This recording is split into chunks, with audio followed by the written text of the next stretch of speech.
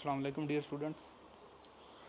Last time हमने किया था फिज़िक्स की ब्रांचेस जो है वो कर रहे थे, जिसमें हमने फर्स्ट जो है मैकेनिक्स कर ली थी, हीट, साउंड, लाइट, ऑप्टिक्स, ये हमने इनको रिवाइज किया था। बुक का है पेज नंबर आपका 3। और नेक्स्ट जो ब्रांच है वो है electricity and magnetism.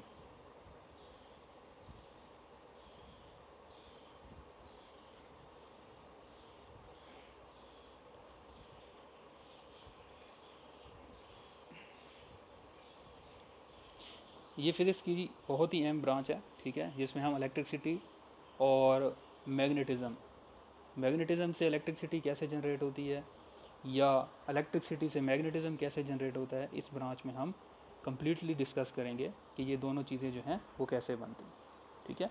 So basically electricity जो जनरेट होती है वो चार्जेस की वजह से होती है, यानी इलेक्ट्रॉन्स की वजह से। सो हम इसमें दोनों किस्म की इलेक्ट्रिसिटी, यानी इसमें मूविंग चार्जेस और स्टैटिक चार्जेस से जो इलेक्ट्रिसिटी प्रोड्यूस होती है, दोनों के बारे में हम स्टडी करेंगे। सो इसमें हम जो है इनके इफ़ेक्ट्स और मैग्नेट के साथ इनका रिलेशन, ये सारी चीज़ें इस ब्रांच में पढ़ेंगे। बुक की अगर डेफिनेशन देखे जाएँ तो इलेक्ट्रिसिटी में it is the study of charges at rest and motion, there effects and their relationship with magnetism. तो इलेक्ट्रिसिटी जो चार्जेस मोशन में हैं उनसे जो प्रोड्यूस होती है, या जो स्टैटिक चार्जेस, रुके हुए चार्जेस हैं स्टैटिक हालत में, उनसे जो इलेक्ट्रिसिटी प्रोड्यूस होती है, तो दोनों की स्टडी करेंगे। और फिर इनसे जो मैग्नेटिज्म प्रोड्यूस होता है, जिसे मकनतीसियत कहते हैं हम, उसकी स्टडी भी हम इस फिज़िक्स की ब्रांच में करेंगे और डिटेल से करेंगे। नेक्स्ट जो आपकी फ़िज़िक्स की ब्रांच है वो है एटॉमिक फ़िज़िक्स।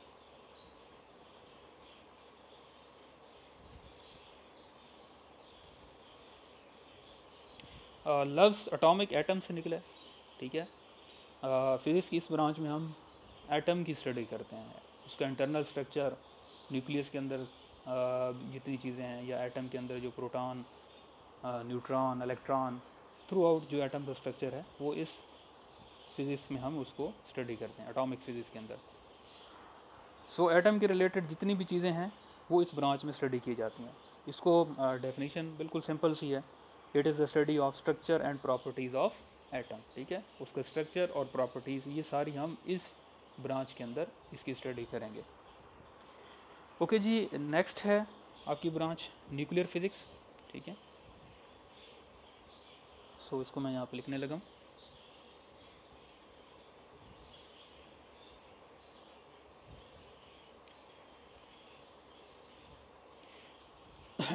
न्यूक्लियर फिज़िक्स में एटम के अंदर जो न्यूक्लियस होता है उसकी हम स्टडी करते हैं, क्योंकि न्यूक्लियस के अंदर भी उसके आगे उसको डिवाइड किया गया है, ठीक है, छोटे छोटे पार्टिकल्स में, जैसे प्रोटॉन है, न्यूट्रॉन्स हैं, जिनको हम न्यूक्लियॉन्स भी कहते हैं।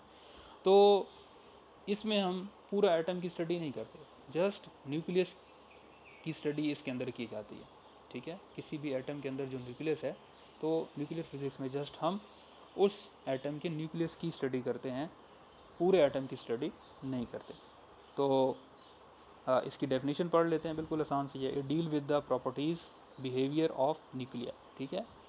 न्यूक्लिया मीन्स न्यूक्लियस के अंदर जो पार्ट्स हैं उनको हम न्यूक्लिया कहते हैं, तो उनका बिहेवियर, उनका स्ट्रक्चर, उनकी प्रॉपर्टीज़, ये सारी हम इस ब्रांच में जो है वो स्टडी करेंगे।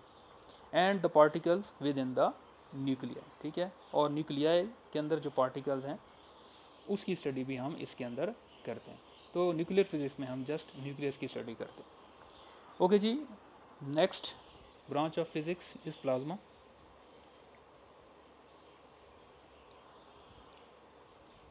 ठीक है, प्लाज्मा फिज़िक्स। तो फिज़िक्स की इस ब्रांच में हम फोर्थ स्टेट ऑफ मैटर, ठीक है, यानी ये जो प्लाज्मा फिज़िक्स है ये बेसिकली मैटर की चौथी स्टेट है, यानी फोर्थ स्टेट। पहले तो हमने 3 स्टेट पढ़ी हैं, यानी सॉलिड, लिक्विड एंड गैस, लेकिन मैटर की एक चौथी स्टेट भी है जिसे हम प्लाज्मा कहते हैं। सो इसमें हम प्लाज्मा फिज़िक्स में उस स्टेट के मुतालिक सारा कुछ पढ़ेंगे।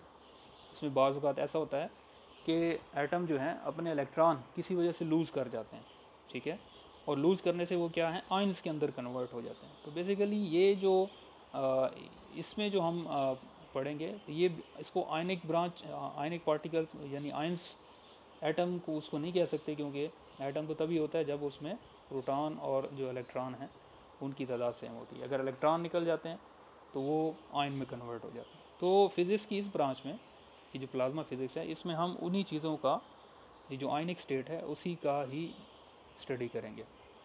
तो इसको डिफाइन भी कर लेते हैं। It is study of production properties of ionic state.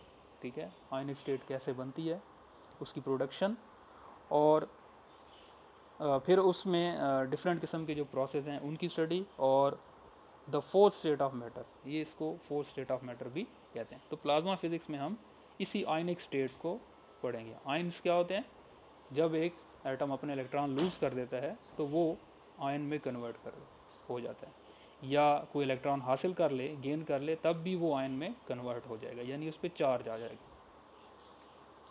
Okay जी, जो लास्ट ब्रांच है आपकी बुक की वो है जियो फिजिक्स।